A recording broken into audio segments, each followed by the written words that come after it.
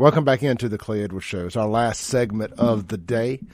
This segment going to be brought to you by Ellis Autoplex. Get out there, 2195 Highway 471 in Brandon, right down there. If you're coming from downtown Brandon, just come all the way down 471, and it's right there on the left before you get to Highway 25.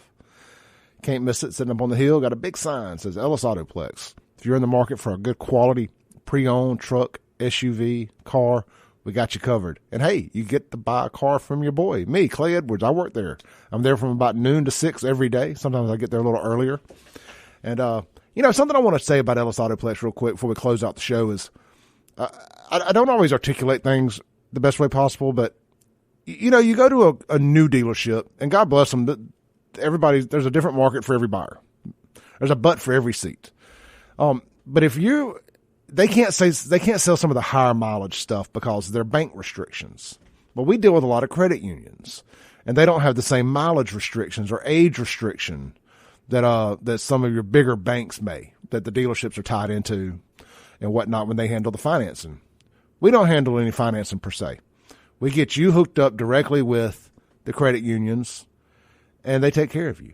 So with all that said, we're not afraid to have a 120,000 mile, 150,000 mile, even a 200,000 mile vehicle out there, as long as it's met our safety inspections and been through the shop and we know it's a good vehicle. And what does that mean for you? Well, that means that you can get a truck or an SUV for under 20 grand sometimes, instead of having to pay $35,000, $40,000. Now, again, it depends on the age, the mileage, the trim, all that stuff. But, it's gotten harder and harder and harder to find an affordable vehicle. Us poor guys that need a truck have been priced out of the truck market when trucks are $80,000, $90,000, $100,000. It's like, man, I just don't need all that. Well, at Ellis Autoplex, we're not afraid to sell you a higher mileage vehicle. If it's met our standard, our inspections, made it through our shop, we're comfortable putting it out on the road. And you can buy with confidence that we've done everything we can to sell you a good quality, safe, reliable vehicle and save you some money in the process. Hey, also, we buy vehicles. If you're selling yours, bring it to us. Let me save you the trouble. We pay top dollar. We'll pay as much as you can get for it on Marketplace sometimes. Now, we're going to have to nitpick it a little bit, because if I got to put tires on it, I got to take that into account. But neither here nor there. Bring it by. Let us see it. Ellis Autoplex. Shop us online at ellisautoplex.com.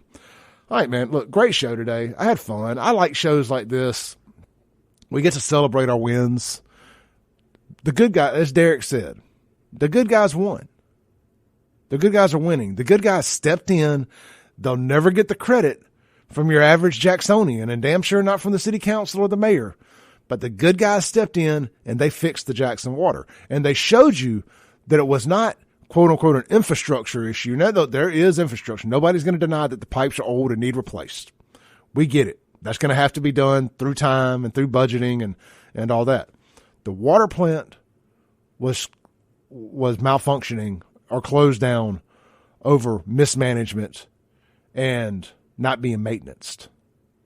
That should be unexcusable to anybody who depends on Jackson Water to do anything. Live, work, play, eat, bathe, flush toilets, wash cars, you name it. The only thing that separates first world and third world countries is their ability to create clean drinking water. Jackson, that ability was only 1 week away. That's all it took. On the 7th day, Tate Reeves and company saved Jackson's water. It took 7 days. Now, I get it. We're still under a boil water notice, and maybe for a few more days, a week, whatever. But they got it done. Meanwhile, this same crew of people here in Jackson were trying, and look, I love Bobby Rush. This is not a knock at Bobby Rush. They were fixing to spend $1 million to rename Ellis Avenue after Bobby Rush. To got all the new signage and all that stuff. I bet you $1 million was not spent at the physical plant itself. They said tens of thousands of dollars. So would you rather have Bobby Rush Boulevard or clean drinking water? You tell me. Like again, I love Bobby Rush. He is a jewel. We should have Ellis Avenue should be named after Bobby Rush. However, not at the sacrifice of clean drinking water. So let that soak in, man. And that's just one of a million examples I can talk about their mismanagement of funds that should have been spent on other things. Now, actually, I don't think the Ellis Avenue actually got its name changed because they realized how much it was going to cost and they didn't do it and realized the optics were terrible. But they were going to. They planned on it. All right, look, man, great show. Mike Madison is up next. Breaking news here. They have found the body of the Memphis jogger, Eliza Fletcher. She is dead. We will have more on that tomorrow.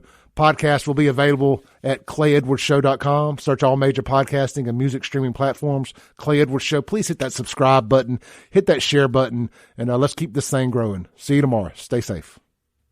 Thanks for listening. Tune in tomorrow at 7 a.m. as the Clay Edwards Show discusses all that is going on in and around the city of Jackson. This concludes our broadcast day. Right here on 103.9 WYAB.